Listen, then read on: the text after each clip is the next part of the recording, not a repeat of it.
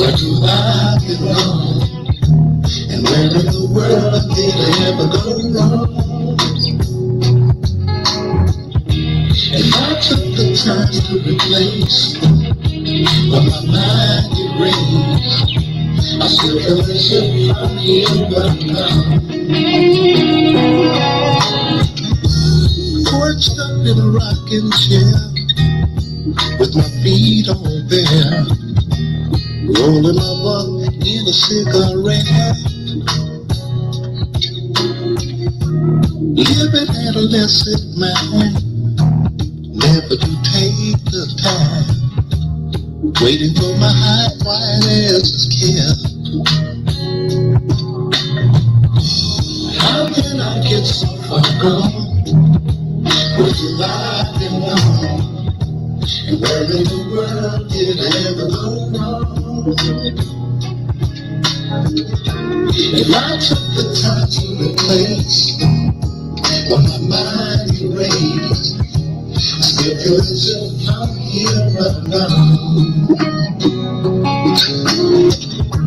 Mama told me I was best, arguing, punching my chest. Son, I'll be strong, let me take you home.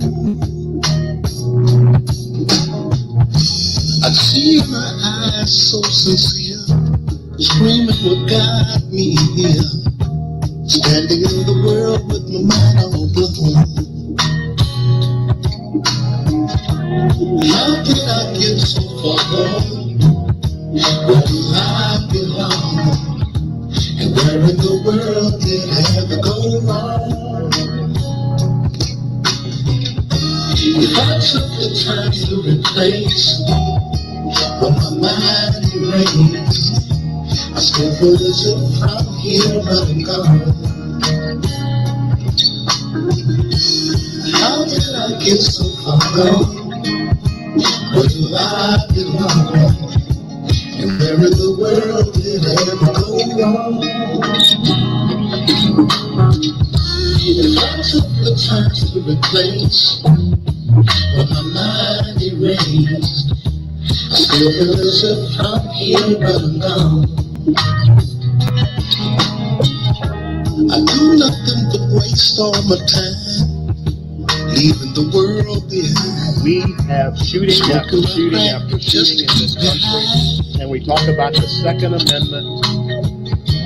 Around the wars I play my part rough, keep myself tough enough, never to cry, don't really wanna die. How can I get so far gone? Where do I belong? And where in the world did I ever go wrong? If I took the time to replace what my mind erased, I still feel as if I'm here but I'm gone. How did I get so far gone? Where do I belong? And where in the world did I ever go wrong? If I took the time to replace what my mind erased, I still feel as if I'm here but I'm gone. How did I get so far gone? Where do I belong?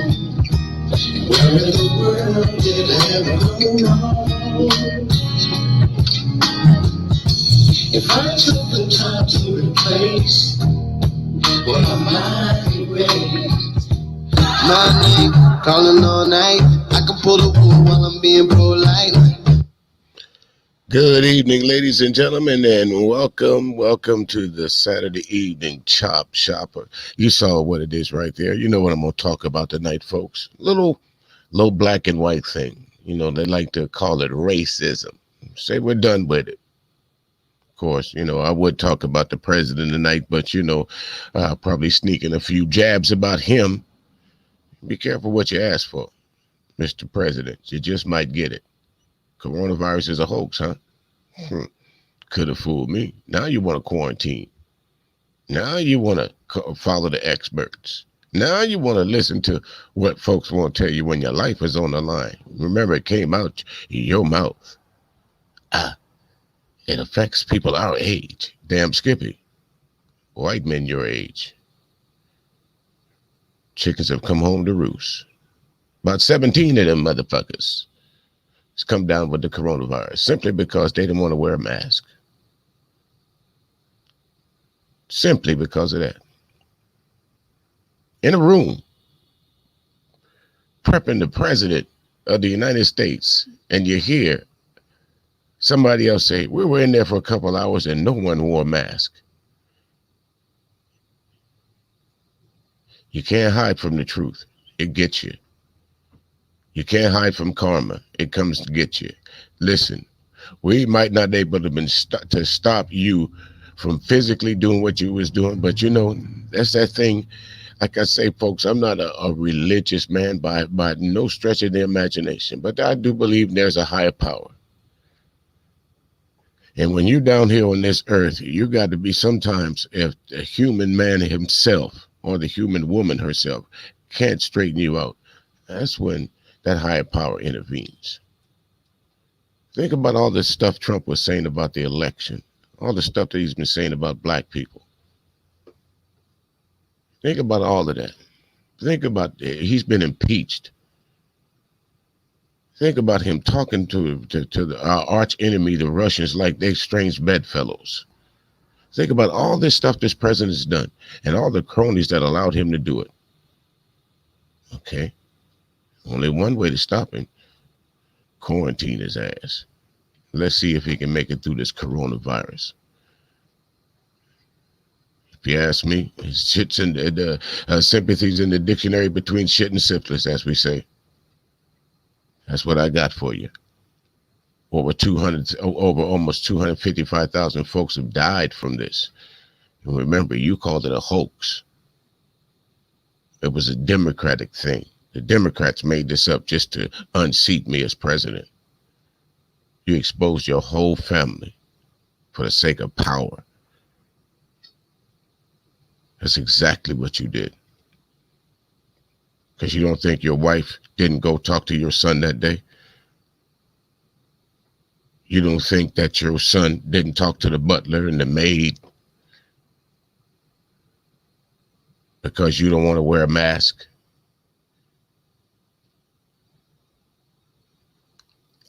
But that brings me right to the point. And they say that racism is dead. There's a sector of folks out there that's blindly following Trump. That literally follows his words. Everything he says, everything he does, Trump listens to. His supporters listen to. Don't wear a mask. It makes you weak. We saw that presidential debacle, 2 old white men on stage, the representation of us on stage arguing.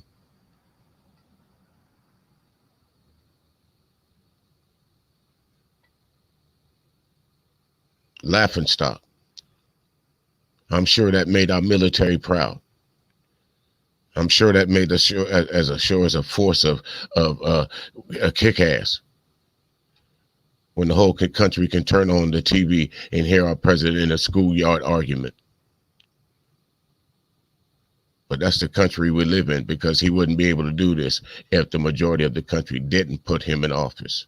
So that tells you about who we are as a whole, which brings me right to it, the history of racism. They say because white women are with black men are with white women, and so on and so forth. The races are it's not so something that's commonplace that you see it every day. So racial tensions, for the most part, aren't bad as they used to be in the 60s and the 70s. And plus, you know, at one time or the other, we did elect a black president. So something had to change. Let's be honest. As a black president, Was not Obama the most disrespected man on this earth? How many memes have you seen with Obama with a noose around his neck? How many memes have you seen with Obama as portrayed as a monkey? How many memes have you seen that that they said his wife was a man?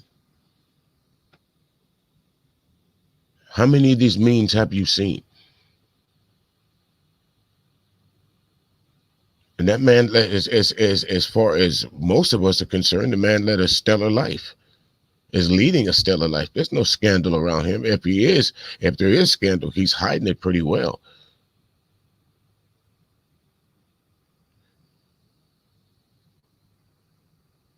But they say because of a few things and a few race relations and Hollywood stands up and mix the races a little bit, that racism is dead. To who?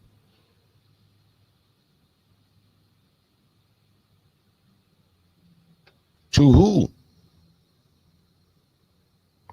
They call it Karen. But let's talk about Karen for a minute. That's one of the very first things out of her mouth. I'm going to call the police on you, because they know what the outcome could be.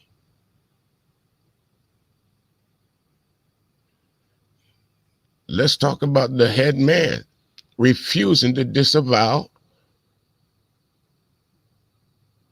hate groups on a public stage where it should have been, as the president of the United States, those words should have rolled off of his mouth like he's about to, like nothing, even if he didn't mean it. But folks don't understand, it's so embedded in him, and it's so much of who he is, that to say that he disavows white supremacy is to say that he disavows himself. And that's like somebody trying to ask me to disavow other black men because what black men didn't know. That's who he is. That is his life. His father was in the Klan. That's not happenstance. That's fact. There's pictures of him at Klan rallies. What he just put it on the weekend? He didn't talk about that until he only did it at the Klan rallies. He didn't teach his children that. He just kept that to himself. But they say racism is one of those things that it's lightening up. Folks is getting jobs. Black folks, unemployment is at the highest, lowest for black folks. Well, because of the racial tensions that are easing up. But I got a series of things here, folks, that I would say a masterpiece. Absolutely a masterpiece. I normally would start with the first part, but the second part of this was so interesting to me. That's exactly what we'll start. We'll start on part 2, and we'll go back and check out round two, part 1 a little bit later. But part 2 is what really drew me into finding part 1 and part 3. So I would like to share this with you folks. And it starts off with the Second Amendment that they hold so near and dear to them. The Constitution. That's what you all hear, the First Amendment and the Second Amendment, the right to bear arms. Hold on just a second. Let me pull this up. And who you're about to listen to, this was in 2017, and his name is Jeffrey Robinson, Deputy Legal Director of the National ACLU. And folks, if you ever in your life tried to dispute facts, I mean, when I'm saying facts, he went into archives. And a lot of folks think, well, I don't want to give too much of it away, but there's a particular part that when he starts to talk about Dr. Martin Luther King, I want you guys to pay attention to what he's saying. Because, again, the I Have a Dream speech, You know, it's like your favorite record. You like to hear it, but damn it, you don't want to hear it every day. And for the majority of us Black Americans right now that's living on the face of earth, every January and February, that's what they throw at us. I had a dream. Well, for a lot of us, this dream has been a nightmare. And I can tell you just alone in just this week alone, 2 incidents that happened to me personally, one last week and one yesterday, to where just because of the color of their skin, someone thought that they could walk up to me and correct me. Or in another case, call the police when they are dead wrong. Neither thing turned out very well for either individual, because I am not that man. I am not that fella. But let me get to this clip here, and we're gonna start right here. Okay. And we talk about the Second Amendment, and I would like to have an uncomfortable moment with the Second Amendment. Maybe people in this room are familiar with this history. My jaws dropped when I read it. By the time the U.S. Constitution was ratified, hundreds of slave uprisings had occurred across the South. And in many areas, blacks outnumbered whites. The only way you keep a group of people who are more than the group of people you're in, the only way you keep them under control is by violence. It's with guns. State militias were used to both prevent and put down slave uprisings. And Sally Hayden, who wrote this book, says slavery can only exist in the context of a police state. And the enforcement of that police state was the explicit job of the state militias. This is what the state militias wore. And an uncomfortable truth is that modern day police departments had, as part of their formation, the history of state militias. I'm not saying that modern day police departments are slave catchers. There are other people who will say that. I'm not saying that. What I'm saying is this is part of our history, and ignoring it and pretending that it doesn't exist doesn't make sense, because one of the things I'm going to ask you to think about is how information gets passed down from generation to generation to generation so that people understand how they can live in the world. One of the things I want you to think about is from the early 1800s, that badge to black and brown people meant power, it meant violence, and it meant death. That badge still means that today for black and brown people. Because I don't know if some of you are old enough to remember the show called The Lone Ranger. You know, if you notice that doesn't that picture that we just saw of that badge, isn't that what we used to see as kids growing up? The same exact star, the long arm of the law. Isn't that what we used to see? And so much so, folks, talk about racism. Here you had the Lone Ranger, a white man, stealing the identity of a black man.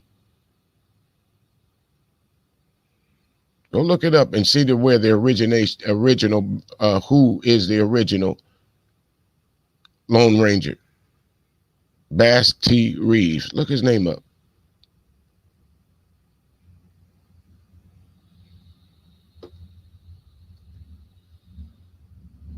So go to the history about what the people said about the Second Amendment. And we find, at least for me, was fascinating and somewhat frightening. This is George Mason from the Virginia Ratifying Convention. The militia may here be destroyed by that method which has been practiced in other parts of the world before, that is, by rendering them useless, by disarming them, because under various pretenses, Congress may neglect to provide for arming and disciplining the militia, and the state governments cannot do it, for Congress has the exclusive right to arm them under this proposed Constitution. What he is saying is, if we don't change the way this part of the Constitution is being written, we in the South are not going to be able to maintain our state-based slave patrols. Militias and slave patrols were the same things in this part of our history.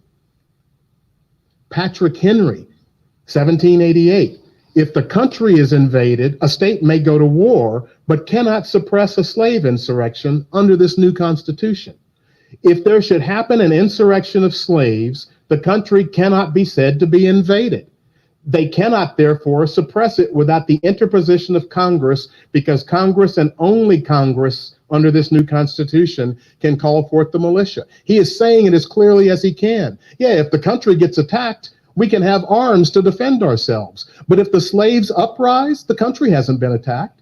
And if Congress doesn't give us the guns to arm our militia or let us arm our militia, the slaves are coming for us. Patrick Henry told Madison, in this situation, I see a great deal of property of the people of Virginia in jeopardy and their peace and tranquility gone. And James Madison, the very father of the Constitution, says, I was struck with surprise when I heard Patrick Henry express himself, alarmed with respect to the emancipation of slaves. There is no power to warrant it in that paper, the Constitution. If there be, I know it not. Because part of what Patrick Henry said is that we've seen what can happen. What if the United States gets attacked? And what if we need all the soldiers we can get? And what if we make the slaves soldiers? Then they're going to expect to get their freedom at the end of the war. And what's that going to do to us? The first draft of what is now the Second Amendment read like this. The right of the people to keep and bear arms shall not be infringed, a well-armed and well-regulated militia being the best security of a free country. Second Amendment uses basically that same language except for the security of a free state. That was so the South could keep the slave patrols. That is part of the uncomfortable history behind the Second Amendment. I'm not making it up. You can go read this yourself. So when people start talking about Second Amendment rights, I think it helps for us to understand the truth about our history and where that comes from. I want you to think about affirmative action differently, because when I say affirmative action, for most people in this room, including myself, until I started reading this stuff, I immediately thought, oh, we're talking about the 60s and the 70s, affirmative action for blacks, and that got rolled back when Ronald Reagan came in, and that's what affirmative action means. Affirmative action has been going on since the country was founded. It was just being given to white people. And at that point, it wasn't called affirmative action. It was called the government helping its citizens make the country stronger. Over 10 years, 100,000 adults and children are marched off of their native lands, and 15,000 of them die on the way. This was especially bad for the Choctaw. And by the way, this Indian Removal Act of 1830, you know who gave us this? Andrew Jackson. Why did all these people get moved? Because of that. And talking to Pete before, he made the point, and he's right. It wasn't just cotton. It was cotton and tobacco. Two of the crops that made America rich. You won't be able to read this. It's just an ad from the 1830s about Negroes for sale. And what I'd like you just to understand is the language that's used. Because the following Negroes, Eddie, Melvie, Henry, Mary, Betsy, Jane, Lucy, Silas, and Melvin, a boy, are going to be sold from 9 to 3. Terms of the sale, 10% on the purchase, in cash, or money in cash, and the balance on credit. And so it just talks about this like a normal transaction, because the people alive at this time saw nothing wrong with buying and selling other human beings. This is not the slavery that Bill O'Reilly talks about. This is not the slavery of, well, it was a bad thing, but it wasn't that bad.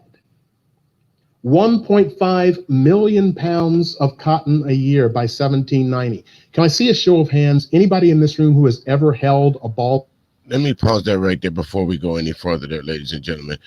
This astounding, if you go back to, I'm trying to get my place here. I'm sorry. I do apologize. There we go.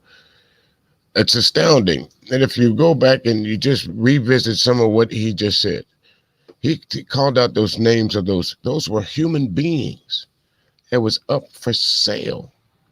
And nobody during that time saw anything wrong with that. No one, no white person on the face of the United States of America, as they call it, Patrick Henry, remember? Give me liberty or give me death. Celebrated. And very outside of his door, there were black men, women, and children held in bondage.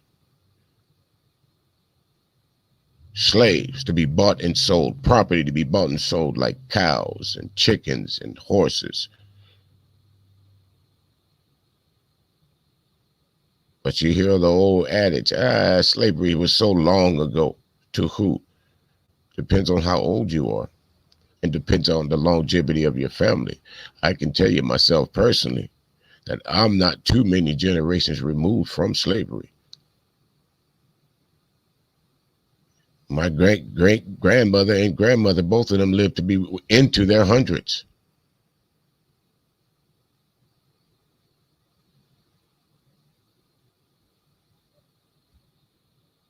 Do the math. One of them was the daughter of a slave. Do the math. But they say racism is dead in this country, folks. We ain't got that. That don't happen no more. Sure don't.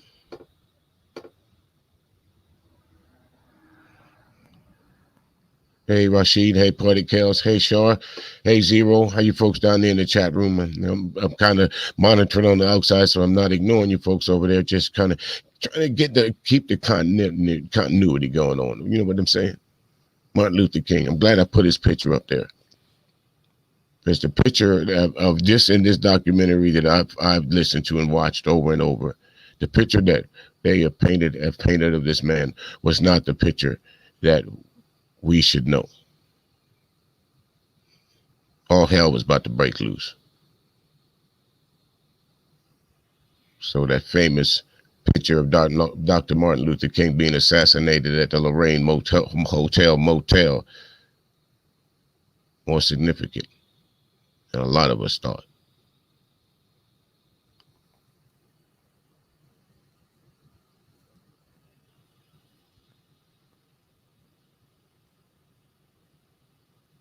Let me get back to the history of racism in America. Let me pull this back up there, ladies and gentlemen. My apologies if I get a little, there we go. Here we are. Of cotton in their hand, without the twig, without the sticks on it.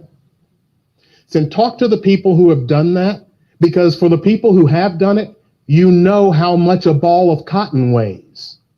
How many of those do you think you have to get before you get to 1.75 million pounds of the stuff?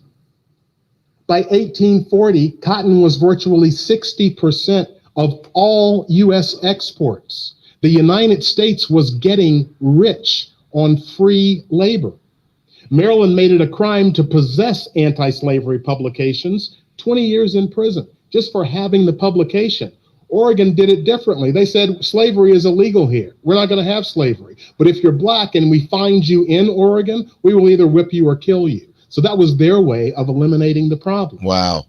And of the first 12 presidents, only 2, John Adams and John Quincy Adams, didn't own other human beings. My point is that nobody had a problem with white supremacy in America. It was what the country was founded on, and nobody was ashamed of it. Margaret Garner had a unique defense to the charge of murder.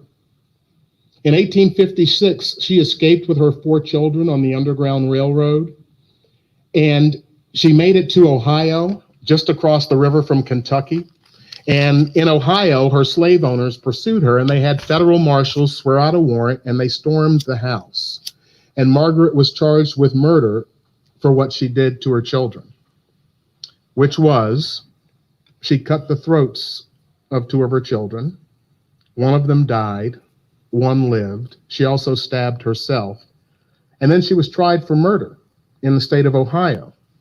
And the case was dismissed because she was property.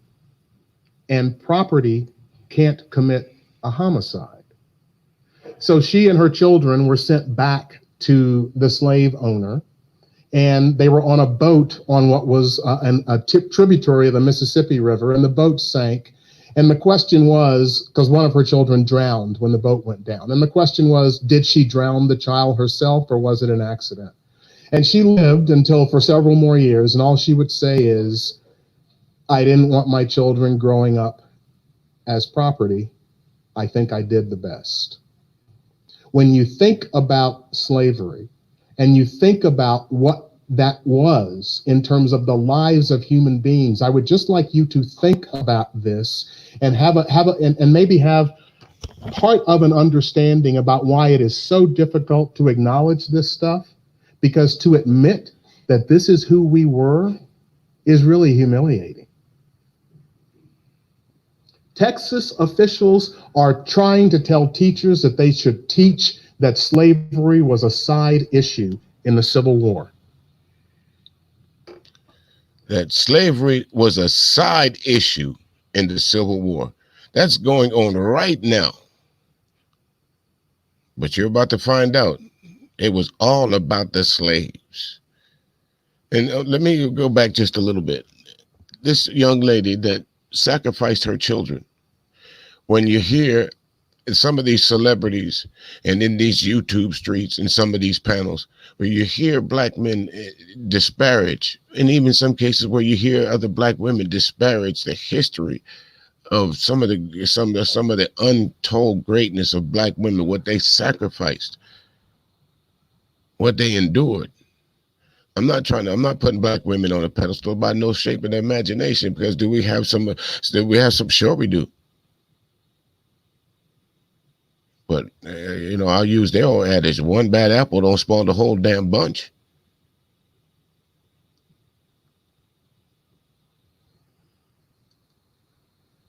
They forgot the story of King Cotton. Are there folks in here who grew up in the South?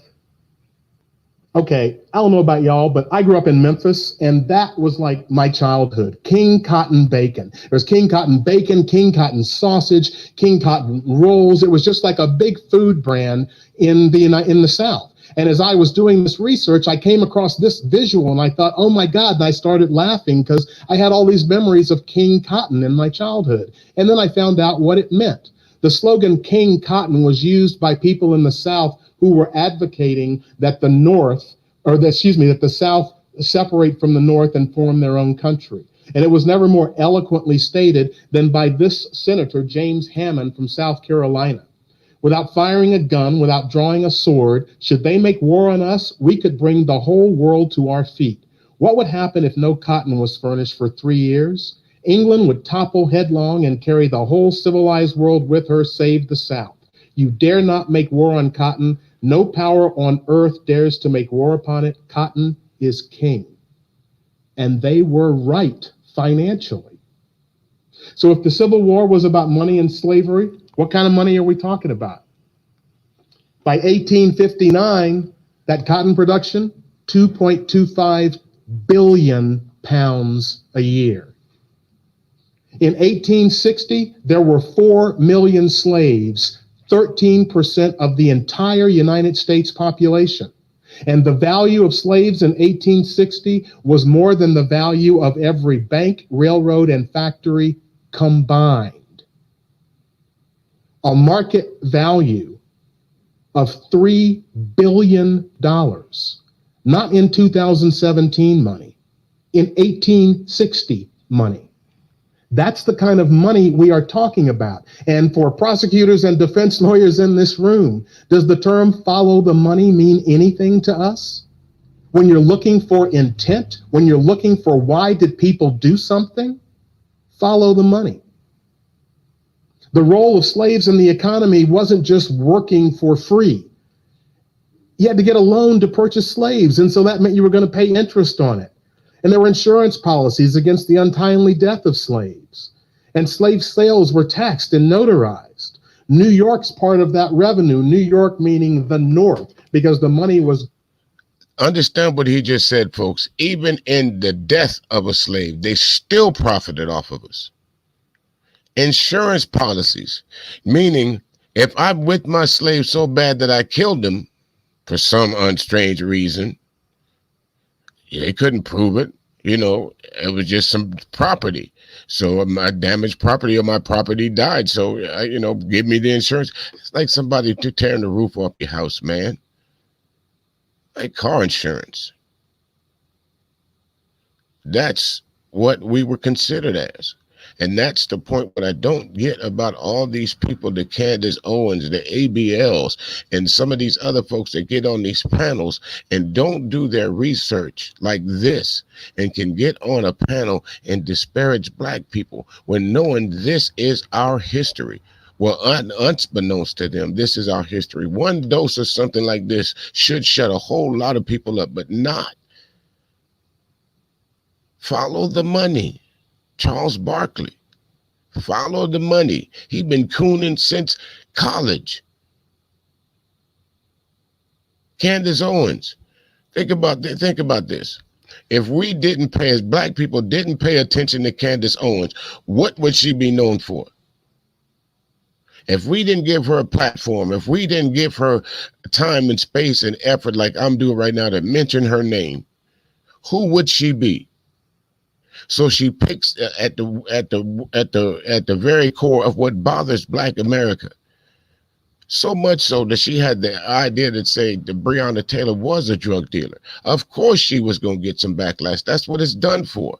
Deflection. ABL. He has thousands of viewers. Most of them white. A modern day minstrel show. He has the hand movement and the big hat to prove it. Looking like Farmer John instead of damn buckwheat. That's the only difference. He doesn't understand. He is entertainment for them. That's why he's in that circle. Step and fetch it. Candace Owens. Is she easy on the eyes? Some say she is. So that's why they put her there.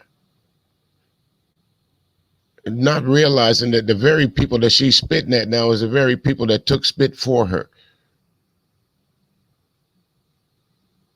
But right there on the screen, if the Civil War was about slavery and money, what kind of money are we talking about? Think about what he said. 2.5 billion pounds of cotton. Who was picking that? Free labor. And they were selling it. Who was profiting? The South. Who was picking that? Who was cropping that tobacco, as they say down here in the South? The slaves. They weren't getting paid for this. There was no Friday payday, man. Friday coming up, but what you gonna do with your money? I don't know, man. Guess I'm going back to the shack. Sun up to sundown. But you got folks like Kanye West. Slavery was a choice. Really?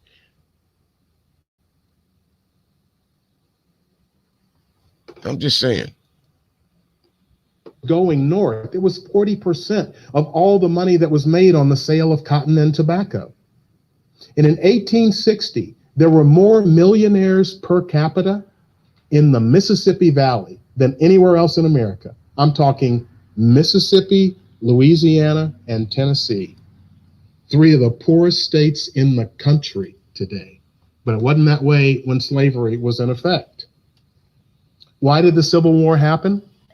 Well, let's not listen to anybody from 2017. Let's not listen to the Texas educators. How about, I don't know, the Confederate vice president who says, our new government is founded upon the great truth that the Negro is not equal to the white man, that slavery's subordination to the superior race is his natural and normal condition, Do you think he stopped believing this 4 years later because they lost a war? How many people in this room knew that New York City, the mayor of New York City, advocated that New York City leave the Union during the Civil War? There's no hands going up, and my hand wouldn't go up either, because I didn't know this stuff. A college kid doing research at the ACLU barges into my office saying, "Did you know this?" And I'm like, "Get out of here, that's ridiculous." And then she plopped down the letter written by the mayor of New York City, who basically said, "Do you know how much money we are making on the slave trade? We should leave the Union." I'm not saying join the South. We'll just leave the Union. We'll make friends with the North. We'll make friends with the South. We'll make friends with everybody. But the money will keep coming in. Follow the money. So how about if we ask the states that left the Union why they left? Forget what anybody wants to teach about it today. What if we go back then and say, why is it that you are leaving the Union and starting this Civil War?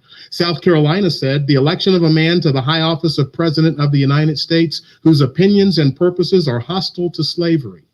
Mississippi said, our position is thoroughly identified with the institution of slavery, the greatest material interest of the world. A blow at slavery is a blow at commerce and civilization. They are saying it as clearly as they can possibly say it. Louisiana said the people of the slaveholding states are bound together by the same necessity and determination to preserve African slavery. Alabama declared that the election of Lincoln cannot be regarded otherwise than a solemn declaration on the part of the great majority of the Northern people of hostility to the South, her property, and her institutions. How much clearer can they say it? And if you need real clarity, Texas said, all white men are and of right ought to be entitled to equal civil and political rights, that the servitude of the African race as existing in the states is mutually beneficial to both bond and free, and is abundantly authorized and justified by the experience of mankind and the revealed will of the Almighty Creator. Do you think they stopped believing this? And they are saying it as clearly as they can. I understand why Texas officials would be reluctant to teach their children that their Texas ancestors actually believed this. But that's the truth. That is the hard-hitting truth. Absolutely it is. In my state, the home state that I'm talking to you right now, the very first one, South Carolina, we need our slaves. Mississippi, Alabama. But again, as he said, if it wasn't about the money, why are these southern states that were so rich during the time of slavery are now at the bottom of the vat when it comes to earned income? Why is that? But too many times people will argue with us that slavery, that the Civil War was not about the slaves, that Lincoln freed the slaves. Well, Lincoln didn't give a damn either way about the slaves. This is all going back to the opening here, folks. It's all about the racism. It's embedded in this country, even from now until then. There's nothing absolutely that you can hear now that's not being, that wasn't said then. There is no difference. The very same things you hear from our government right now is the very same things you heard from our government in the 1860s and the 1700s. The very same thing. That the value of a black man is zero, is really zero. And it's proven over and over each and every day. So again, I don't get when I get onto these panels, it's all when you hear black men and black women talking about each other like they're the shit on the earth. Until some form of racism befalls them, and all of a sudden they want to fall back into folds for the help of the black community. Again, Candace Owens, O.J. Simpson, Michael Jackson, I love his music. But as soon as they're done with you, Charles Barkley, Stephen A. Smith, as soon as they're done with you, they throw you back on the heap and try and pull out a new nigga. Like this AG from Kentucky. Sacrificial lamb. Can't do nothing for him. Mitch McConnell's boy. Fucking his daughter or his granddaughter or somebody. He should have just put the tip in. Oh no, he had to not only put it all the way to the bottom, he had to drink some of the white Kool-Aid too. You know we drink red.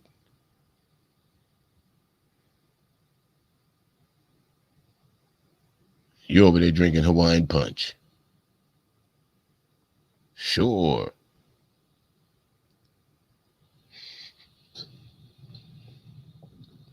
Finally, Florida said, at the South, and with our people, of course, slavery is the element of all value, and the destruction of that destroys all that is property. They're telling you as clearly as they can, we have focused our entire economy on owning slaves, and if you take them away from us, we will be devastated, so we are leaving the Union. I was taught that this guy was my savior.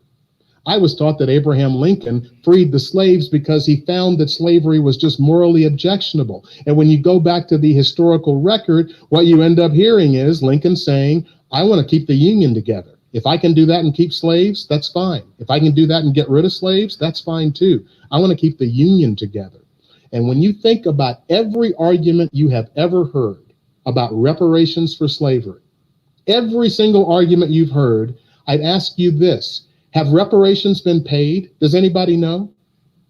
Because Abraham Lincoln paid over $1 million to Washington, D.C. slave owners after the Emancipation Proclamation for lost property. Reparations for slavery have already been paid. They've just been paid to the white slave owners. In the middle of the Civil War, Abraham Lincoln does another act of affirmative action, giving 50 million acres of formerly indigenous land to white settlers and another 100 million acres to the railroads. When you think about railroad companies in America and how much money those corporations earned, and I'm not just talking about the money to the corporations, because corporations are made up of people, the people who were employed, who had jobs, both big jobs and little jobs, but they had careers so that they could build a home and have a family and then give their kids a little bit better than what they had. So their kids have a head start so they can give their kids a little bit better. That's where this money was going. How much do you think it propped up an industry to be given 100 million acres of land for free? That's affirmative action. To give settlers 50 million acres of land for free after you get rid of the nuisance people that are living on it. And in 2017, we still have a debate over what the Confederate flag means. It means states' rights. And my response is absolutely. It was the right to own people as property that they were fighting for. It means Southern tradition. And I say absolutely. The entire tradition of the South, both in its economic life and in its social life, was built on the concept of owning us as slaves. On the concept of owning us as slaves. So every time you see, we as black people see that rebel flag floating around on the back of those trucks, hanging from their houses, they say that's part of their heritage. We understand that. It's also part of our heritage. And the mere sight of that flag reminds me that my people were in bondage. It gave your people the right to own us. But fortunately, we're in a day and age that right now I can tell you about that. I'm not the quiet black man. Just like them lawn jockeys you got hanging out in your yard. You need to move them too. I'm not the quiet black man. Yeah, that is your heritage. You're absolutely right. I don't argue with you about that. So the same way you want to defend your heritage is the same way I'm going to tell you about mine. And it's offensive to see you flying your rebel flag, to see you celebrating your ancestors as they were some proud people, as they were the chosen people, as they were ordained by God to own someone that looks like me. Because that's what you hear. It's in the Bible. That's your excuse. That's your excuse for being morally corrupt for hundreds of years. But you can interpret the Bible any other way you want to. I don't think it meant that. I don't think it meant raping black women. I don't think it meant raping young black boys. I don't think it meant whipping somebody because they were too tired to pick your 2.5 billion pounds of cotton so you can make a profit from sun up to sundown, 7 days a week.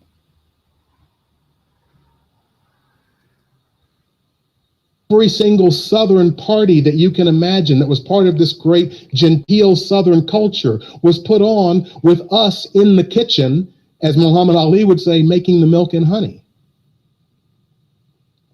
And if you have any other question, I don't know, how about going to the guy that made the flag, William T. Thompson? And for those of you who know a little bit of this history, you will know that what you see on this screen was not the original Confederate flag. The original flag was completely white, and this double cross with the stars and bars was up in the corner. And it went through 3 or 4 different iterations by the end of the Civil War. But what William Thompson, the man that made and designed these flags, what he said is, as a people, we are fighting to maintain the heaven-ordained supremacy of the white man over the inferior or colored race. And we're still having a debate over what this flag means. Nathaniel Bedford Forrest, who some say was the original originator of the KKK, who was clearly a Confederate general, had this to say about the Civil War. If we ain't fighting to keep slavery, then what the hell are we fighting for? There it is, folks. But again, when you hear stuff like that, not only, imagine that was what they thought. That's what the average white person here in the South thought. It's so, to me, it's so, some of the things that they say have no argument. But this bust right here is, as you'll hear in a little bit later on in this clip, this sits in someone's State House. Supposedly, the Ku Klux Klan, the guy that originated them. But that's something they celebrate. And then they want to ask black people, why do we celebrate that? Why do we do this? Why are we mad? Why do we want to take these statues down? Excuse me, ladies and gentlemen. Why do we want to take these statues down? Because they're offensive. That's why. It reminds us that, if it not been for a few things and a few wars, we wouldn't even be this far. We're still getting shitted on, but we wouldn't even be this far.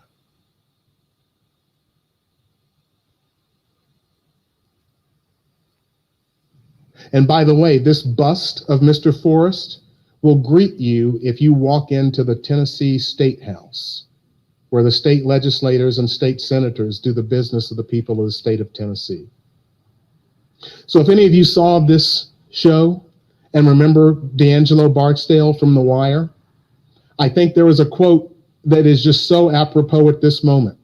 You can say you somebody new. You can give yourself a whole new story. But what came first is who you really are, and what happened before is what really happened. This is our shared history, not something else. This. Black codes in 1870. And now I'm talking about what happens when people are trying to move forward. For blacks, you had to come up with $100 to start a business. For whites, there was no money. Think about 100. Now, I'll ask you, where would the average black man in the 1870s, fresh out of slavery, get $100 from? But they still tell us today, pull yourself up by the bootstraps. Whereas a white man, if he wanted to start a business, he'd have to come up with no money. But we as blacks, even though we didn't have no money anyway, in order to get a business or to start up one, had to come up with $100. Where did we get that kind of money from in the 1870s? It was only a few. It wasn't the masses. It was only a few black men back then that maybe had $100. Maybe. Dollars in 1870 money. And what we were talking about is deliberate, purposeful, not implicit, I didn't realize I was doing it, deliberate and purposeful attempts to prevent blacks in America from gaining economic independence. Deliberate and purposeful. And we still had the cotton and tobacco plantations. And the white owners didn't want to be paying the normal kind of wage for people to work on them. So cities in the South just started arresting the black folks for vagrancy and other kinds of crimes. And once they were arrested, the black people were sent back to the very same plantations where they were slaves, and they did the exact same work that they did when they were slaves, and they didn't get paid for it this time either. It was just that the city would get paid a fee, the municipality that had jailed them. Many people think that the practice of slavery in the South, having black people work on cotton and tobacco plantations for no money whatsoever, ended in 1865. And many historians will say it ended in 1941. 1941, do the math. But still, they will argue with black people when we bring up the subject of reparations. They will tell us how wrong we are. But all along, they've been getting affirmative action. All along, they've been getting government subsidies since the creation of this country. Not only were we skipped over, they made it even harder if we had the money to move ourselves ahead. So this old adage of pull yourself up by the bootstraps, what bootstraps did a lot of them have? Shoes, sir. Remember that in Glory? Shoes, sir. The boy needed some shoes. Sometimes that's all we need is some shoes. You don't even get that. Not even that. At every corner since this country was founded, at every stop, every bump in the road, we as black people have taken the brunt of those bumps. So don't tell me this idea that racism is dead, that's so far from its inception to all the way up to 1941. Do you think those people forgot that they didn't pass it on to their generation after generation, just like we pass on things to our generation to generation as black folk? So you don't think racism was passed on? You don't think Donald Trump is the living embodiment of a racist white supremacist that's on full display? You don't think Mike Pence is the living embodiment of a racist? They feel right now, at this point, they have nothing to lose.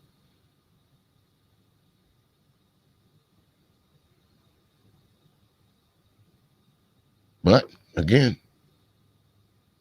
hitting to my brothers and sisters, we on these YouTube streets telling each other how wrong we are about this. Not the scrags. checking each other out. How much money you got? Why you got this? Somebody we all know came into someone else's broadcast the other day just to address little old me. If I was that kind of man that they have over there, I'd be in some kind of argument with said person. I don't have the time for that. I watch shit like this.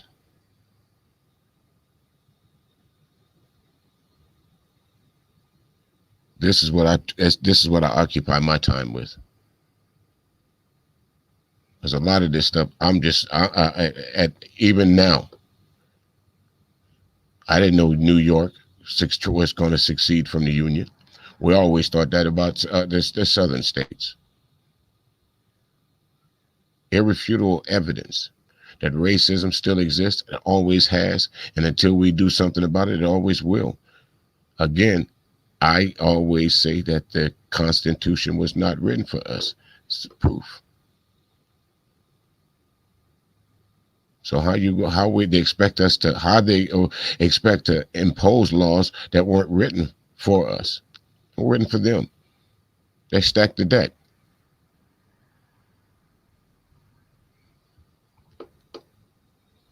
When World War II started.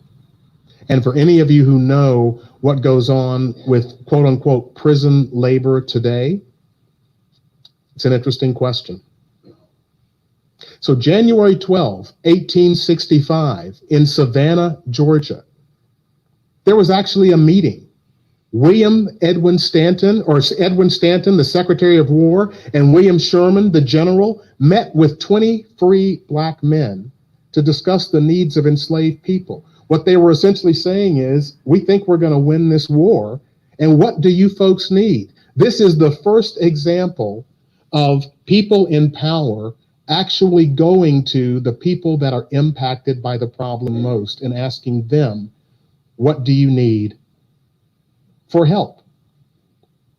And there are actually records of this meeting, and people wrote down what was said. And one of the questions asked of the black ministers was, state in what manner you think you can take care of yourselves and how you can best assist the government in maintaining freedom.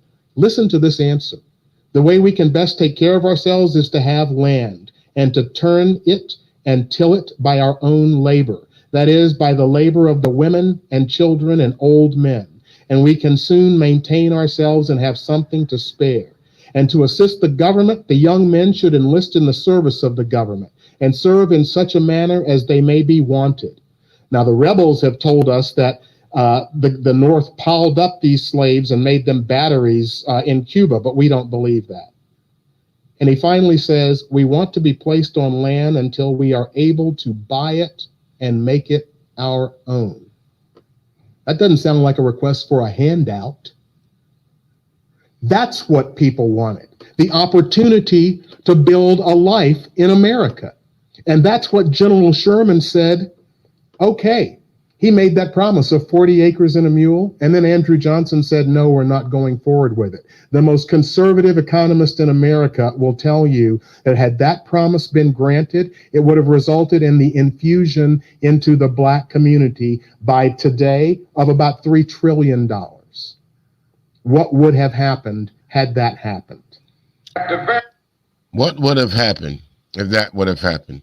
And I'm glad I paused that right at this. This is the Martin Luther King that folks that they don't tell us about.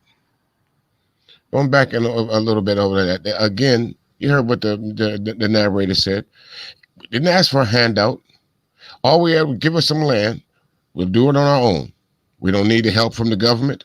As a matter of fact, we'll even send our young men to participate in your war, in which in such time that we can purchase this land. Right now, we have a family, some families, black families that got together in Georgia to buy about 96, 97 acres of land already. The white folks is up in arms about that. Want to claim reverse discrimination. Well, we're just catching up. This is what you guys were doing. This is what the exactly thing that those families were doing then is the same thing that we asked it for then. But you heard the people in power, 40 acres and a mule. You know, if we give black people that much land, how much money they could make off said land? Follow the money. As long as you don't have money, you have no power. And they understood that. That's the thing about us. So again, when these young black men, women, and children, I say sometimes, because some of them I hear it, get onto these get onto these panels and say, pull yourself up by the bootstrap. Y'all lazy. Black folks is inherently lazy. Since when?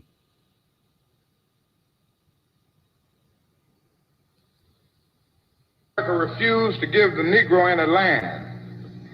Through an act of Congress, our government was giving away millions of acres of land in the West and the Midwest, which meant that it was willing to undergird its white peasants from Europe with an economic floor. But not only did they give the land, they built land-grant colleges with government money to teach them how to farm. Not only that, they provided county agents to further their expertise in farming. Not only that, they provided low interest rates in order that they could mechanize their farms.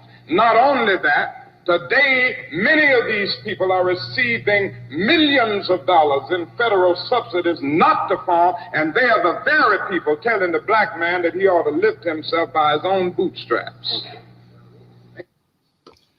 So I'm a man, yeah, and I'm not, and by no stretch of the imagination am I ever going to put myself in the same company of Dr. King here. Great man. But come on, folks. How many of y'all knew these words came out of that man's mouth until tonight?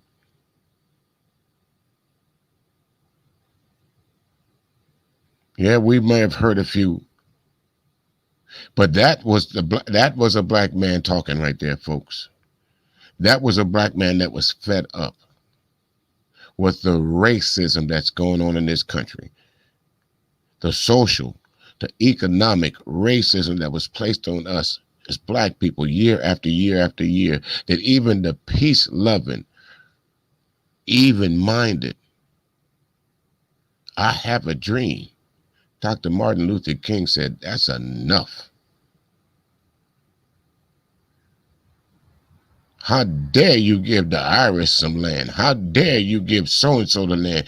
Then give them this and give them that and subsidize this and subsidize that.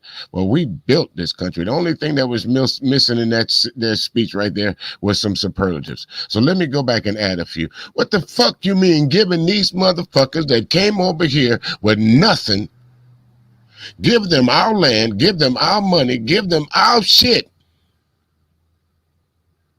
Fuck wrong with you, Johnson? I'm sitting at the table with your stupid ass thinking that keeping my people free and from kicking y'all ass every night, burning up shit. And you want to tell us that you want to give the Koreans this money? Wonder why they got stores all in my fucking neighborhood. Now I know. You want to give the Irish all this money? No wonder they got all these goddamn Irish pub and Papa John's running around this motherfucker. Now I know.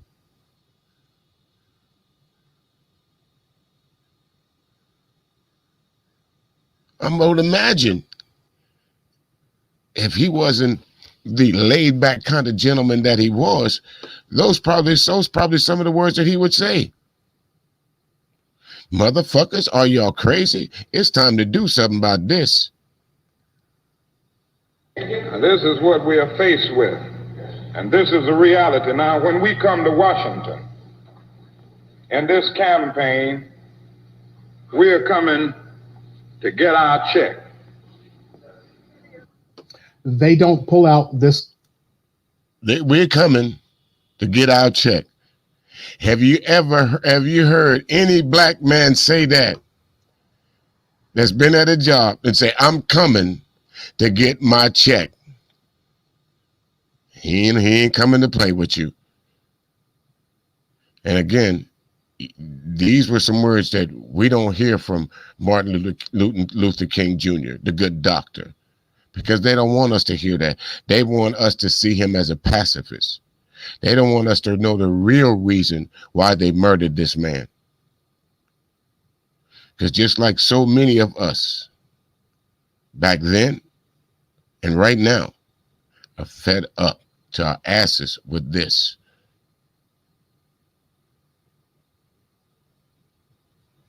What you willing to throw in? How many of us right now on these YouTube streets have some place other to go to broadcast other than YouTube? How many of us right now have a method to get these same languages out? If YouTube, say, for instance, doesn't like this particular video of mine, they can shut it down. So who's really in power? So you wonder why when you go over to these, you see these panels of us disparaging each other, black men, black women. You wonder why you see so many views. Tommy Sotomayor video can get over 1 million views in a night. This has been out since 2017. And it's only got 6 digits. Valuable information to the black community. It ain't got but 6 digits. Takes 7 numbers to call the motherfucker.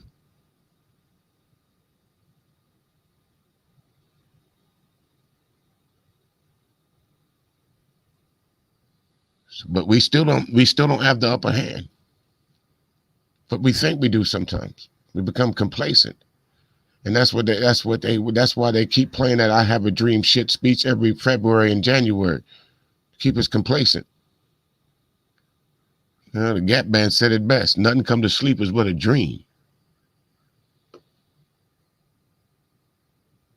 So far, we done went through several decades in American history, and the black man's plight ain't fared nothing. Not even good yet.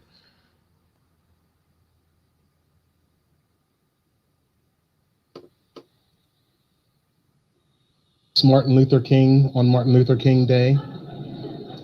And they don't talk about this part of what he talked about. This is about 6 months before he was killed. We're coming to get our check. People don't realize that Reconstruction after the war was actually working. In 1868, before the 15th Amendment was passed, there were over 700,000 registered black voters. There were 2,000 black men who served in elected office. Sheriffs, mayors, city council people.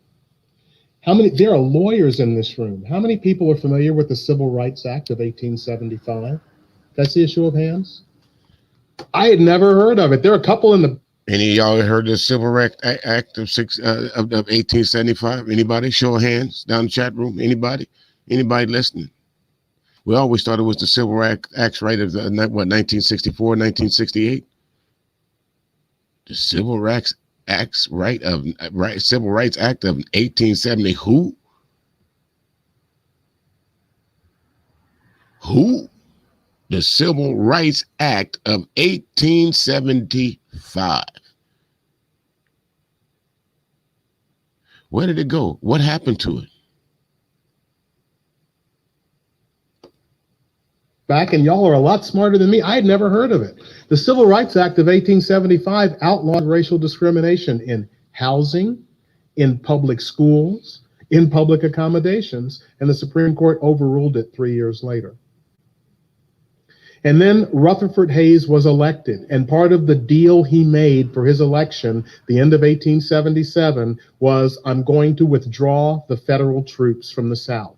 And when he did that, the Confederates reorganized into groups like the KKK, and the Southern states started passing those laws that I was telling you about to put black and brown people back in their place. And this period in American history is one of the most frightening for me. It starts with Plessy versus Ferguson.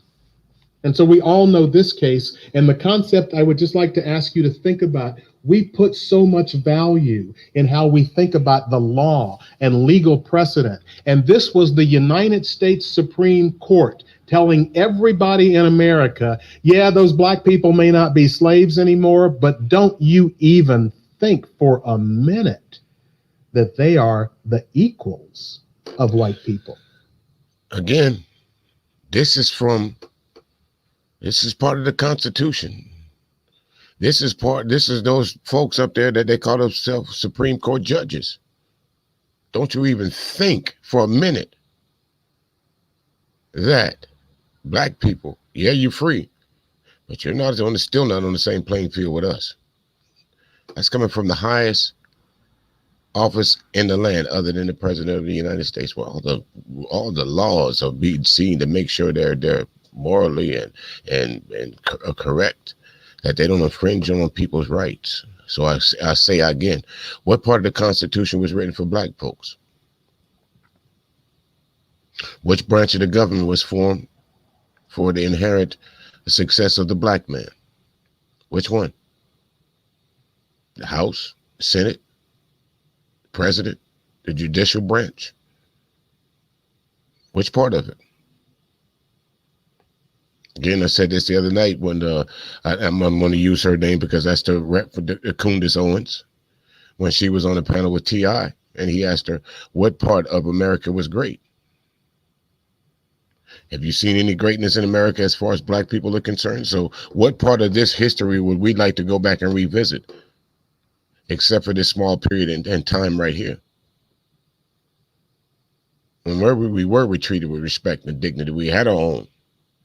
But along comes the Supreme Court. It says separate but equal, giving the states the right to go back and fucking with black people like unceremoniously like they did before. And here we are in 2020. I don't think people sometimes understand the damage that one document did to black folks. It gave white folks in the South and even in the North carte blanche to go fuck with black people anytime they wanted to. Anytime. And throughout our history, we all know all it takes is the shout of a white woman. And as a black man, your day could be ended. Your life could be ended. The Constitution was written for y'all, us, right?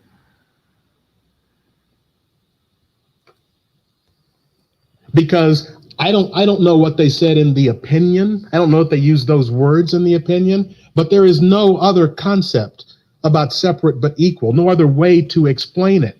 You are not good enough to drink at the same water fountain or urinate in the same toilet or sit and use the same forks, even if they're washed. That's white supremacy. And the Supreme Court said that's not just the custom in the South. That is the law of the land. The law of the land. The law of the land as it dictated by the Supreme Court. So what part in any state of the United States, whether it be the 13 original colonies or whether it be what we know of the United States to be now, with all its territories, what part of the Constitution helps us out? What branch of the government is set forth to help us out? So I hear a lot of people say setting the policies and this and set policies for this and we need to do this and we need to do that. No, what we need to do is go back and revisit where it all started with the Constitution. That's where the level playing field will start at.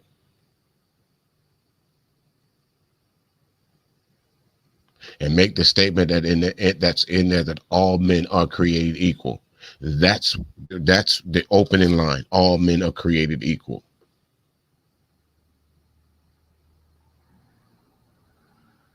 and that's women included. That we all have the same inalienable rights to life, liberty, and the pursuit of happiness, regardless of the color of our skin. Because so far, this is not about, you haven't heard anything about homosexuality. You haven't heard anything about women's rights. The only thing that's constant and has been targeted throughout this clip is the skin color. Not the man, the color. You have to be inferior to me just based on your color. And it's up to me as a white supremacist to keep you in line, because it's inherent. It's in our Christian Bible that we do so.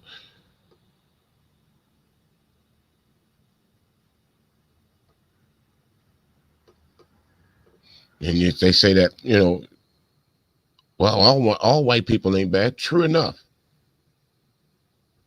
But as a black man, the same thing with the police. Which one ain't? Got to take it on a case-by-case basis.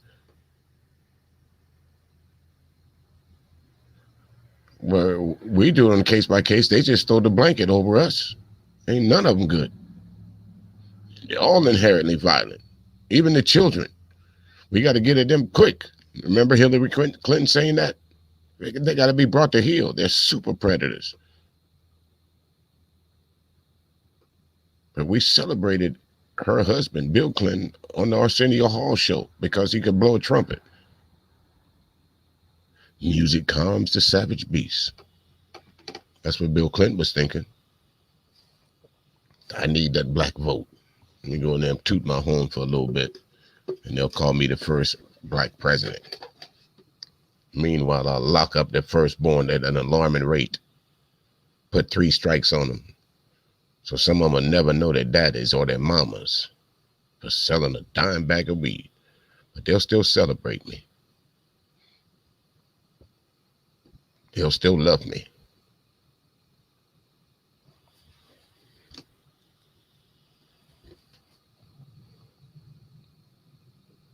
So in 1896, there were 130,000 registered voters in Louisiana. And by 1898, just over 5,000. Why do you think over 125,000 people decided not to vote? And as we start the 20th century, the lynchings were in full bloom. If you can't read it, it's 105 in 1901, 85 in 1902, 84 in 1903, 57 in 1905, 62 in 1906, 89 in 1908, and 67 in 1910. You realize that in each of those years, that is more than one lynching a week for the entire year. The message was being sent to Black and brown people very clearly. Don't think that because slavery is over, you've got an equal share in America, because you don't. And then came the monuments. So President Trump, in his tweet. Then came the monuments. Before we go into this, then came the monuments. I live in Charleston, South Carolina, or very close to it. You cannot go into Charleston, South Carolina, and not see John C. Calhoun. You cannot, and all these Confederate so-called greats that was killing each other American citizens to preserve slavery. Charleston, South Carolina, the streets and the buildings and the schools are littered with these folks' names. Outskirts littered. Hammond Street.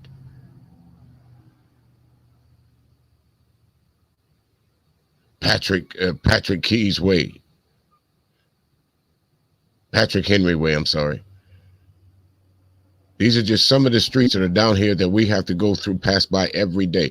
Some of the towns that took on the name of Confederate generals and so-called history folks that celebrate their kind of people wanting to preserve slavery so much for they were willing to kill other American soldiers to do so. Ain't that some shit? And here's a Trump from, as they say, he's not a racist. But if you prescribe to this, what else can we call you? A skunk is a skunk, a cat is a cat, a deer is a deer. If you see no problem with these statues, then you prescribe to that ideology. Beautiful statues and monuments. You can't change history. You're absolutely right. You can't change it. But that don't mean we have to celebrate it. Even the family of Robert E. Lee is asking for some of the statues of Robert E. Lee to be taken down. How many have gone by? How many places have you gone by? How many apartment complexes are called Stonewall apartments? They ain't singing about 2300 Jackson Street.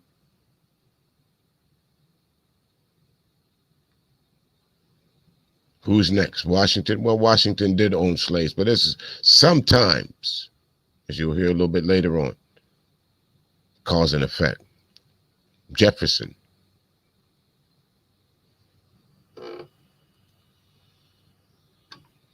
Has said, sad to see the history and culture of our great country being ripped apart by the removal of our beautiful statues and monuments. You can't change history, but you can learn from it. Robert E. Lee, Stonewall Jackson, who's next? Washington, Jefferson? So foolish. Also, the beauty that is being taken out of our cities and towns will be greatly missed and never able to be comparably replaced. The beauty that is being taken out of our towns. Well, the Southern Poverty Law Center did this report. It's available online, and I would commend it to each and every one of you. It's called Whose Heritage, and it is about tracking both the history of these Confederate monuments and when they were built and where they were built. So where are these monuments? Well, that's the western half of the country, and that's the eastern half of the country. The top 10 states: Virginia, Texas, Georgia, North Carolina, Mississippi, South Carolina, Alabama, Louisiana, Tennessee, Florida. At the time of this publication, they had counted 1,503 monuments, including 109 public schools, some counties and cities, 9 official Confederate holidays in 6 states, and 10 U.S. military bases. And you may be saying, well, so what? It's just a monument, or it's just a name. President Trump has said, where does it all end? What about Washington and Jefferson? George Washington definitely owned slaves. There is no question about that. But the Washington Monument was built for him. That had nothing to do with the fact that he owned slaves. I think it had to do with the fact that he, founded the country. The fact that he owned slaves was irrelevant to the building of the Washington Monument. The Confederate monuments were built to glorify one thing: participation in the Civil War. That is the only thing that they glorify. And when you hear the President of the United States talk about how fabulously appreciative he is of our troops and our soldiers, understand that the Civil War was about killing American soldiers so that people could own other human beings as property. That's what the Civil War was about. And so anybody that can't see the difference between the Washington Monument and the Confederate monuments is not looking.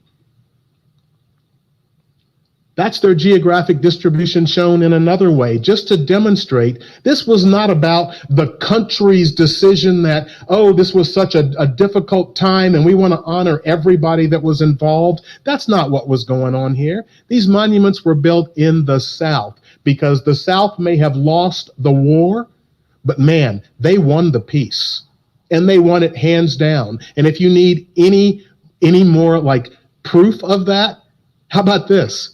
We're having this freaking discussion here in Seattle, Washington in 2017 about what race means in America because the South won the peace and they won it big time.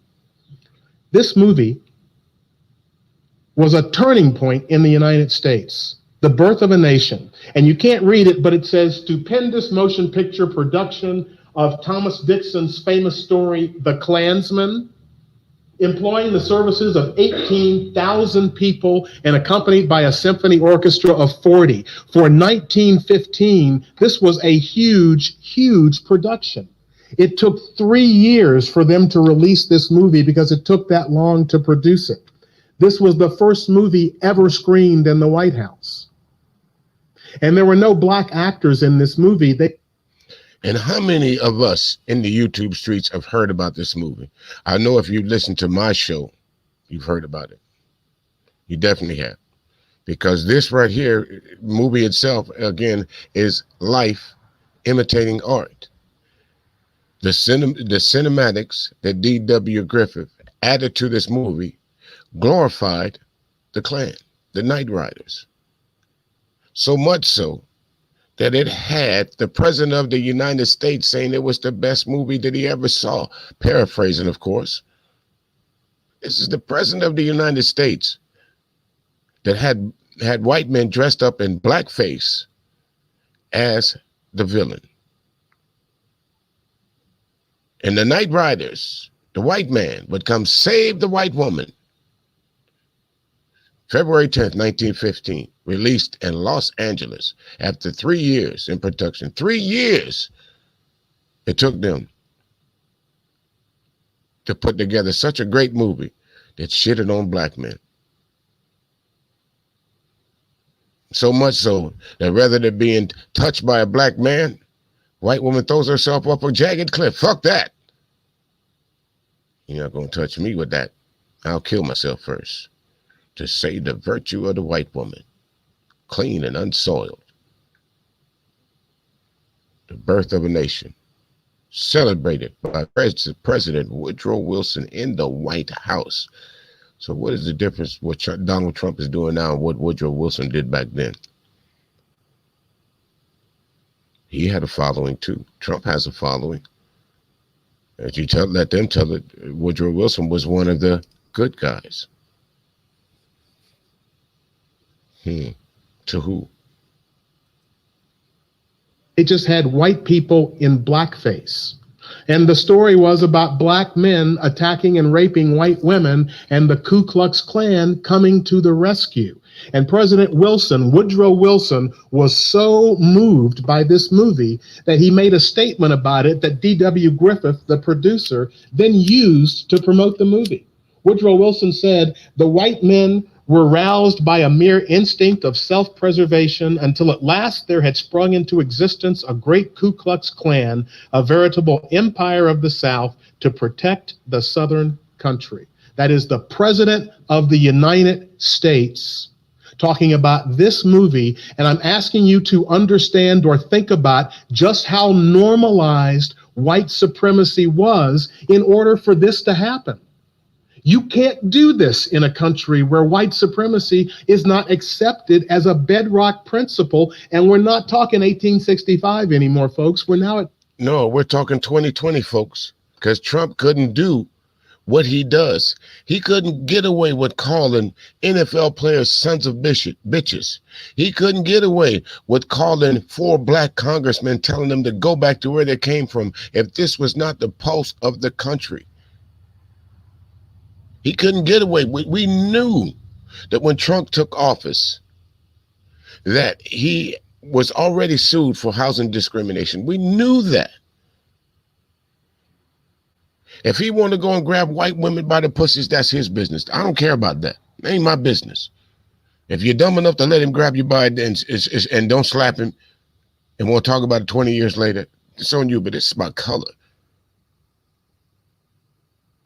This is about the men in office, presidents of the United States, having this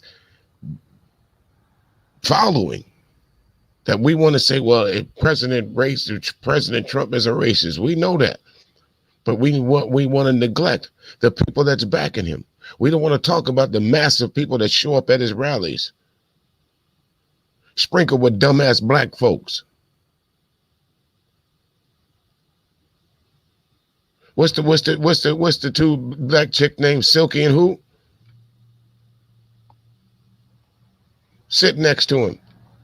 Like, hey, Hey, I'm with the president. Meanwhile, he calling y'all Aunt Jemimas as soon as you turn your back. You see, I had the two Aunt Jemimas lookalikes sitting next to me. That should go over well. Minstrel show. That's what white supremacy uses folks like Herschel Walker for.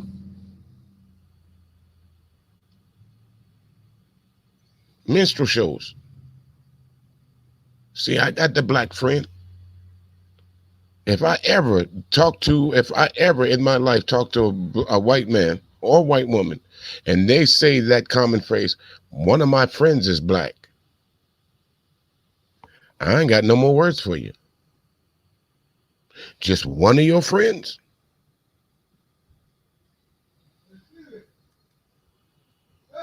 1915.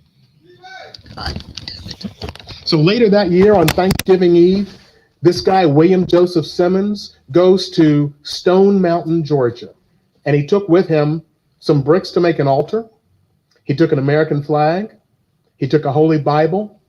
He took an unsheathed sword, and he took a burning cross, and he reignited the KKK at Stone Mountain, Georgia, a holy site for white supremacists in America. That is Stone Mountain, Georgia. It is the largest bas relief in the world. And if you go to Stone Mountain, Georgia right now, right around the 4th of July holiday, or any time when people want to pull out the barbecue, you see black people out there in drones. I lived less than a mile from Stone Mountain, Georgia, from that very mountain that you see, that rock. So I saw this every day for 3.5 years. Highway 78. You can't miss it. Stone Mountain, Georgia. Black people go there in drones because they don't know the history of Stone Mountain, Georgia. There was a time black men, black women, black children, if you went up to Stone Mountain, Georgia, you didn't come back down, at least not alive anyway. You see the different scars and all the, to me, I call those the tears of all the brothers and sisters that lost their life on that mountain. But yet it's celebrated every year by us. We go there every year. Birthday parties out there, picnics and family reunions every year.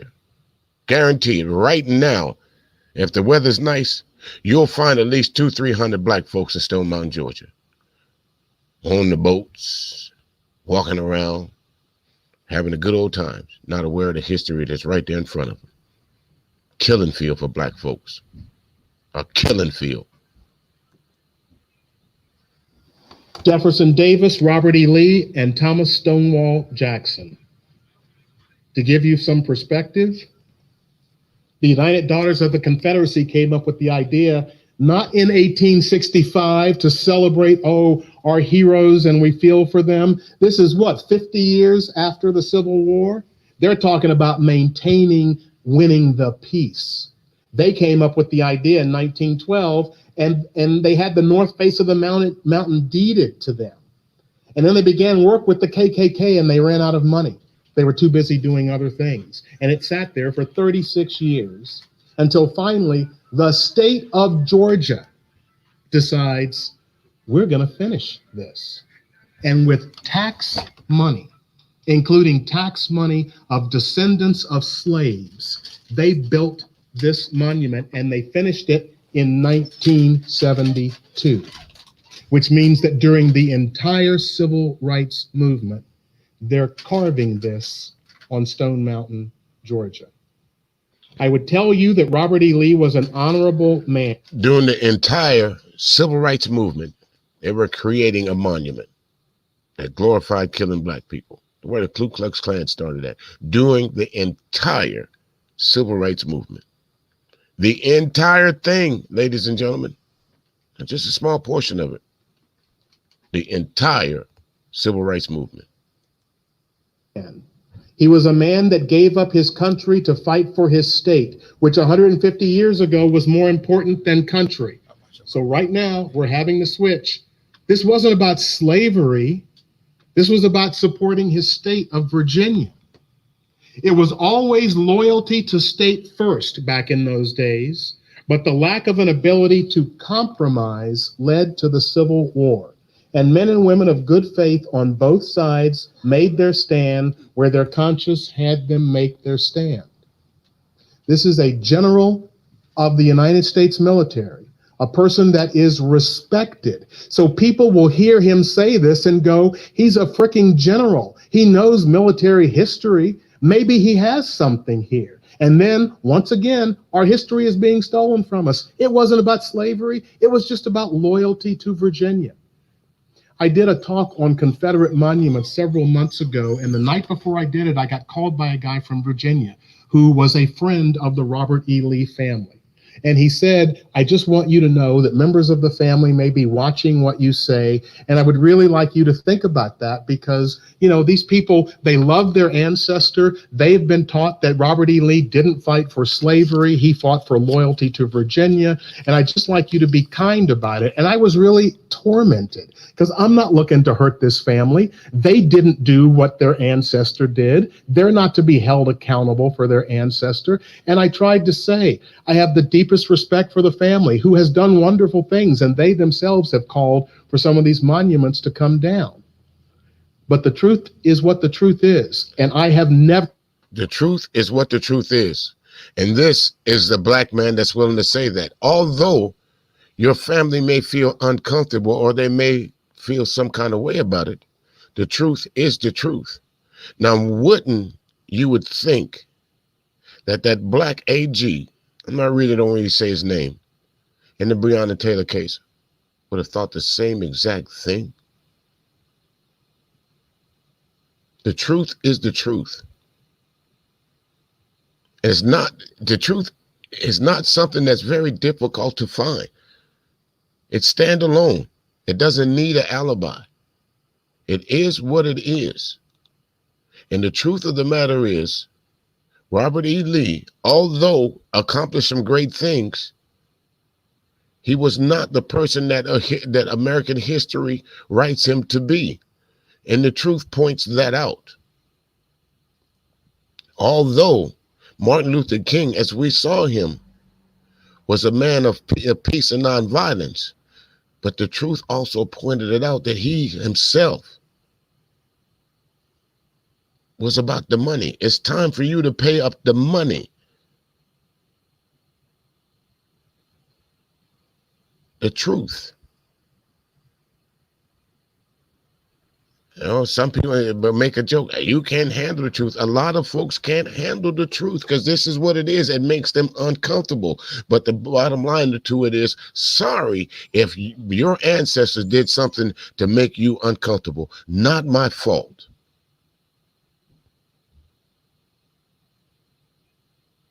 Dare I say it again? It's in the dictionary. Look it up. Sympathy. Shit. Syphilis. It's in between that.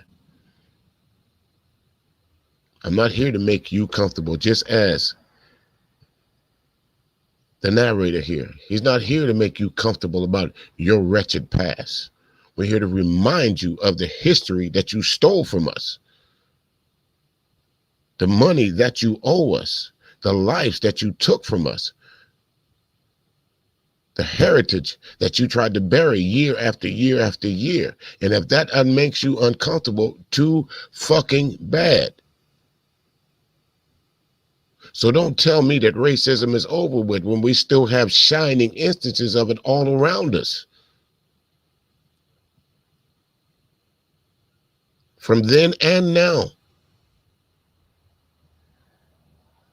Don't tell me because I see a black man walking with a white woman that racial tensions have eased, because they're not. Don't tell me that the laws of the land were written for me when all indications of what I see now in history that they weren't.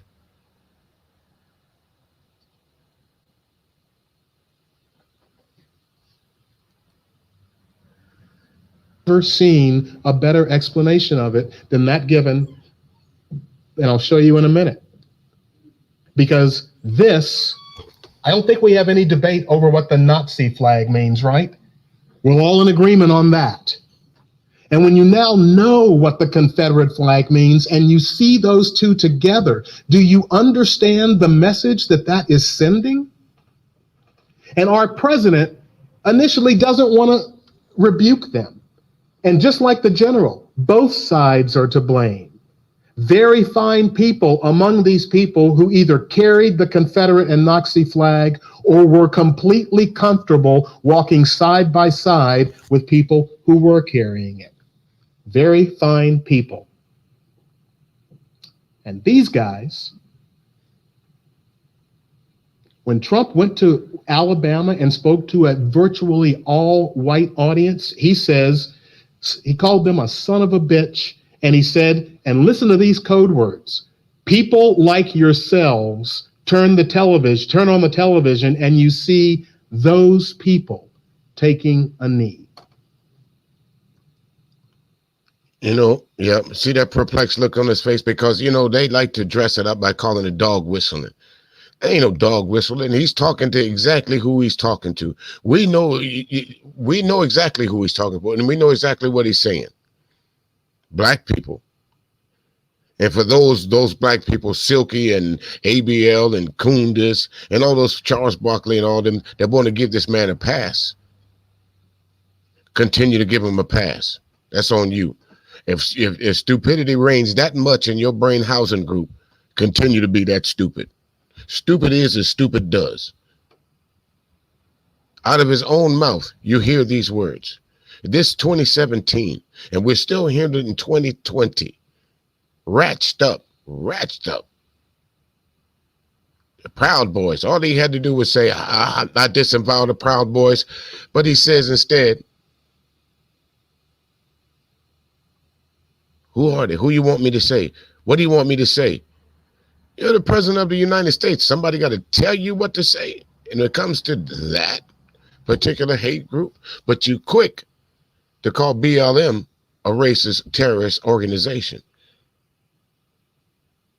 Without hesitation, before you even really got comfortable in the seat in the presidency in the Oval Office, you insisted on a Muslim ban.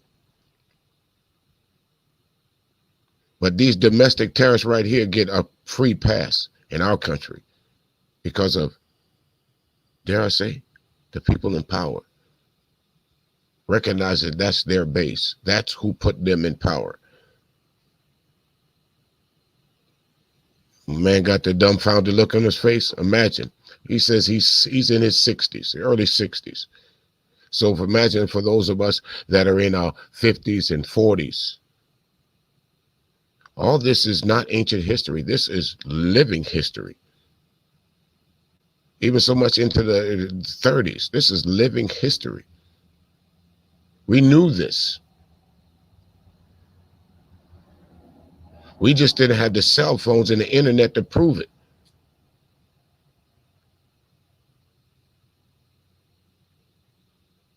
Again, personal experience. Yesterday, just a young kid younger than me, much younger than me. I'm minding my business, handling my business. Because he decided that something wasn't right about where he's, listen to what I'm saying, renting from. He decides to come and talk to me. Wrong answer. You're renting. You talk to the guy that you're renting from. You don't talk to me. I'm here performing a service for the person that hired me. You didn't hire me. When I go and finish this job at the end of the day, you're not going to write the check to me. So the best thing that you can do, young man, and I'll say this as politely as I can, get the fuck out of my face. I'll call the police. That's what you normally do. But again, when you call the police, make sure you have a valid reason, because I'm going to take you to task.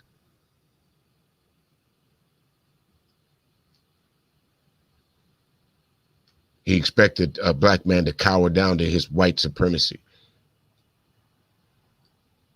You right, Master Boss. You right. I'm sorry. I should have done what you said I should have done.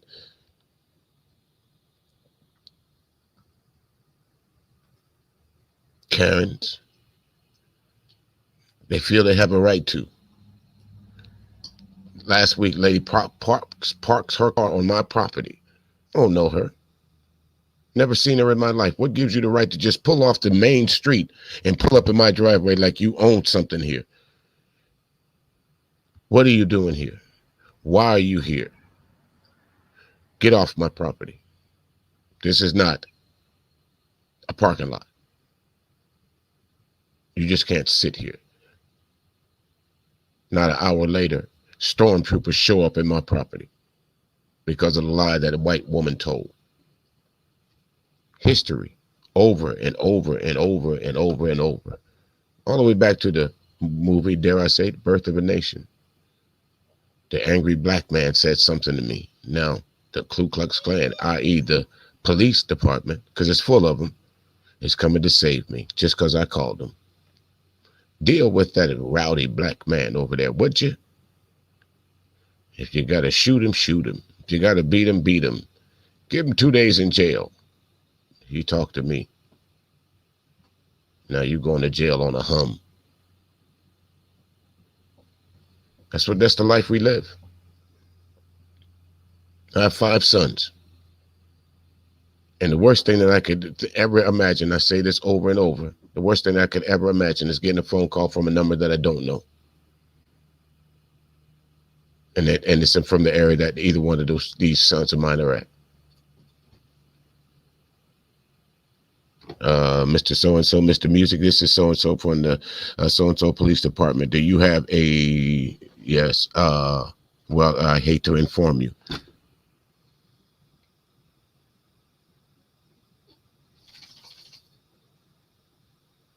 Well, what did he do?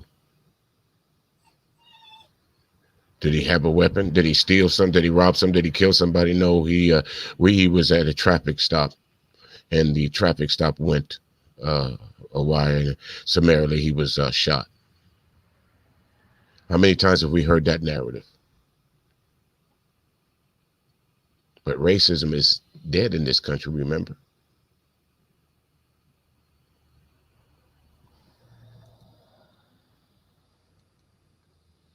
This is barely in code. And in 2017, this kind of rhetoric is what is bubbling in America. And none of us are immune to it. This is what W.E.B. Du Bois had to say. People don't go to war for abstract theories of government. They fight for property and privilege, and that was what Virginia fought for in the Civil War, and Lee followed Virginia. He followed Virginia not because he particularly loved slavery, although he certainly didn't hate it, but because he did not have the moral courage to stand against his family and his clan. Remember, these people decided we are going to attack and kill American soldiers so we can preserve the right to own other human beings as property. It is the punishment of the South that its Robert Lees and Jefferson Davises will always be tall, handsome, and well-born, that their courage will be physical and not moral, that their leadership will be weak compliance with public opinion and never costly and unswerving revolt for justice and right. It is ridiculous to seek to excuse Robert Lee. Either he knew what slavery meant when he helped maim and murder thousands in its defense, or he did not. If he did not, he was a fool. If he did, Robert Lee was a traitor and a rebel, not just to his country, but to humanity and humanity's God. We talk about holding people accountable in the criminal justice system. Are we willing to hold America accountable and hold ourselves accountable for the work that it's going to take to reverse this stuff? I don't think so, folks. I don't think that America is willing to do that. I don't think that they are willing to be held accountable for anything that they have done. I don't think it's in the blood of the United States of America as we see it, just based on the current events that's right here in 2020 with the president, the Senate, House of Representatives.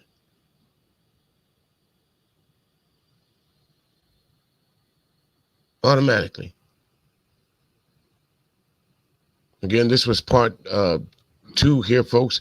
I still have part 1 and part 3, and I'll separate that, and I'll do that next Saturday a little bit earlier, though. I had to get out. Well, actually, I may not be able to do it next Saturday, but you'll see the post when I go live over there. Maybe next Saturday. It might be down and out for a minute.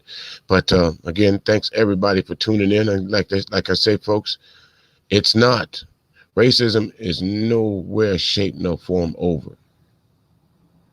And it takes, if it takes just a little bit to go and dig it up, the history of why I say it's not over with, why it's proven that it's alive and kicking, and why when that old adage of pick yourself up by your bootstraps, what bootstraps? In part 2, you'll hear part 1 and 3. You'll hear this gentleman speak some more, and it goes into a whole lot more detail about him personally. So that'll be next Saturday if everything goes well. And again, thank everybody for tuning in. Check us out. Check me out on Sunday. Tomorrow, I will be on the radio with the Sunday Backyard Barbecue, playing some hits from the decades. And make sure you listen to my YouTube friends, the Cerulean Gray and the Gray Regime, Just DeAndre, and the 1/3 show. Of course, Shar and Classic Ruby. They do Just That Shar Advice channel. And a matter of fact, one is about to start here in about another hour or so from now, a little over an hour. So make sure you check out my good friend Shar Willie, an article reaction a little bit later tonight. And after that, I do believe the after party will be over at the radio station with DJ Point Man. Big shout out to my guy earlier today. Did his doggone thing over there, the weekend show with Julie Joe. Thank y'all. Have a great day, and I am out. Yeah.